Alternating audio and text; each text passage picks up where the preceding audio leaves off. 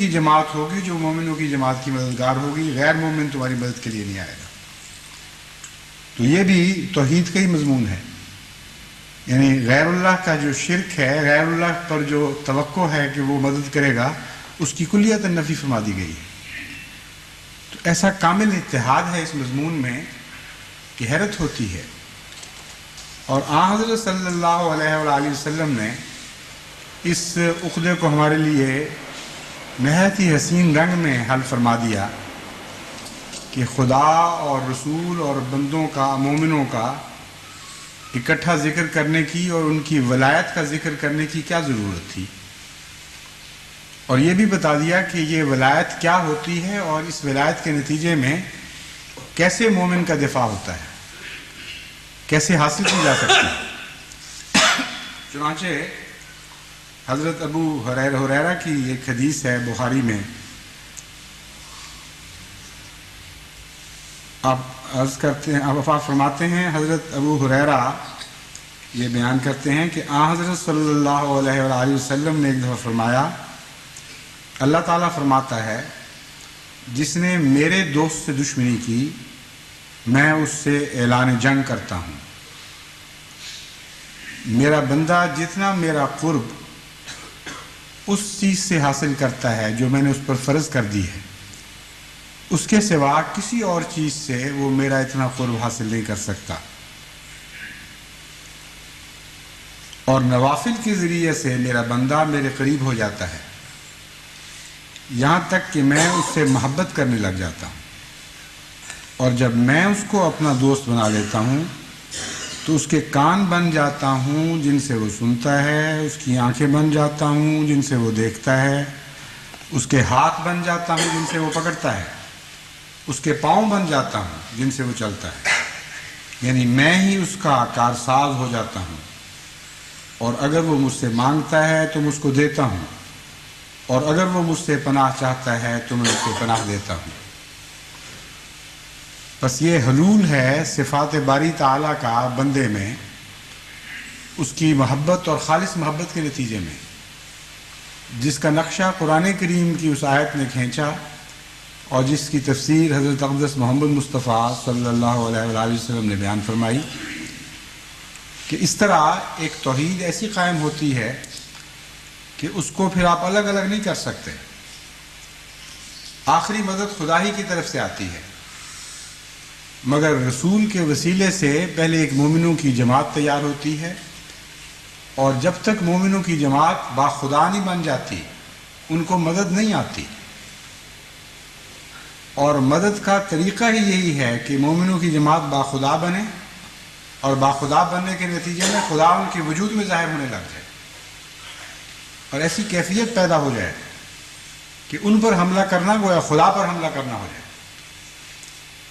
یہ وہ ولایت جماعت ہے، مومنوں کی جماعت کی ولایت، جس کی تفصیل حضور اکرم صلی اللہ علیہ وآلہ وسلم نے بیان فرمائی اور طریقہ سکھا دیا کہ ولایت کیسے حاصل ہوگی۔ یہ کوئی فرضی قصہ نہیں ہے ولایت کا۔ بعض لوگ ولایت ڈھونڈتے ہیں عجیب شکلوں میں، عجیب لباسوں میں، ظاہری تقویٰ میں۔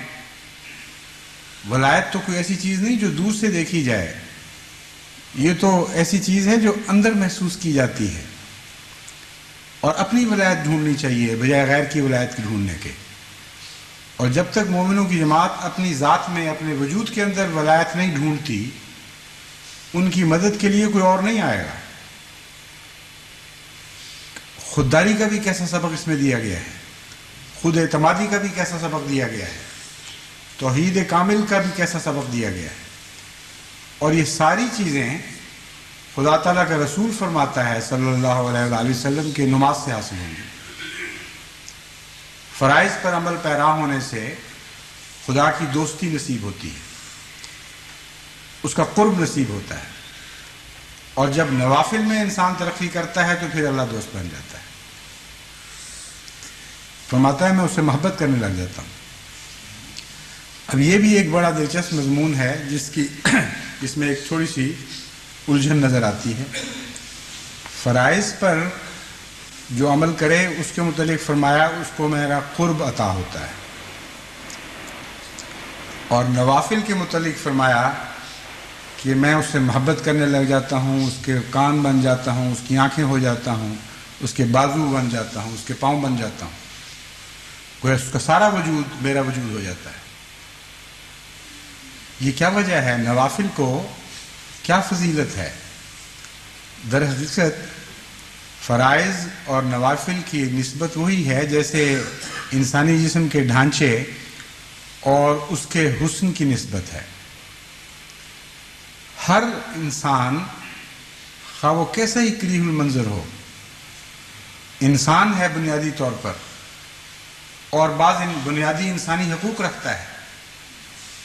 وہ حقوق اس سے بہرحال ملنے چاہیے، خواہ وہ بدصورت ہو، خواہ وہ لنگڑا ہو، خواہ وہ لولا ہو، جیسی بھی اس کی شکل ہو، جیسی بھی اس کی قوم ہو، جیسا بھی اس کا رنگ ہو۔ چونکہ بنیادی انسانی ڈھانچہ رکھتا ہے، اس لیے اس کے حقوق اس کو ملنے چاہیے، لیکن ضروری نہیں کہ اس سے محبت بھی ہو جائے۔ محبت کے لیے نفلی چیز ہے، یعنی حسن۔ نفل اس کو کہتے ہیں جس کے نہ ہونے سے وجود نہ مٹ جائے، اور ہو تو بہتر، نہ ہو تو تب بھی وجود قائم رہے۔ تو فرضوں اور نوافل میں یہی نسبت ہے۔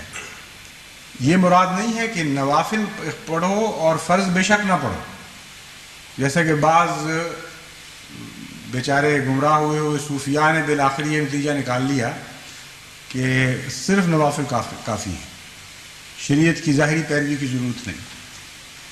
تو ایسی بات ہے جیسے کوئی کہے کہ انسان کا ڈھانچہ کافی نہیں، ضروری نہیں ہے، صرف انسان کا حسن کافی ہے۔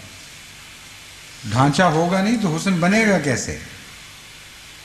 ہونٹ نہیں ہوں گے، ناک نہیں ہوگا، کان نہیں ہوں گے، آنکھیں نہیں ہوں گی، تو کیسے حسن وہاں سما سکتا ہے؟ حسن تو ایک کوئی ٹھوس وجود نہیں ہے کسی چیز کا، ایک تناسب کا نام ہے، ایک روح کا نام ہے، وہ کسی ٹھوس وجود کو چاہتی ہے۔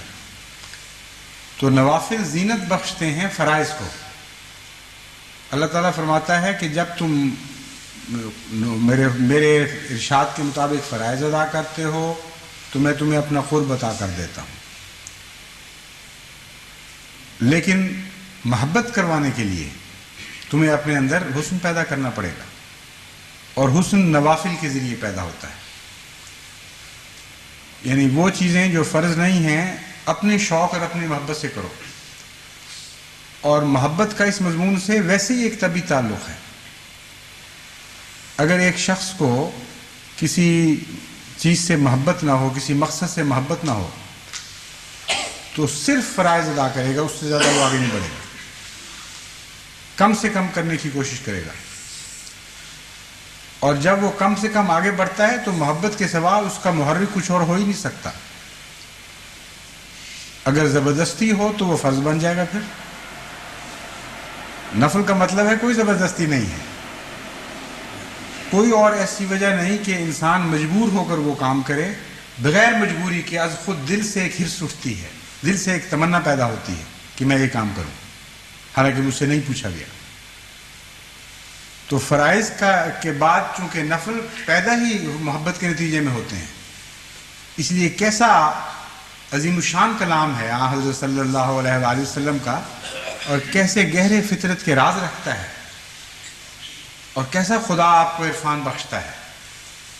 فرائض کو قرب سے باندھنے کے بعد فرمایا اگر محبت الہی چاہتے ہو، جسے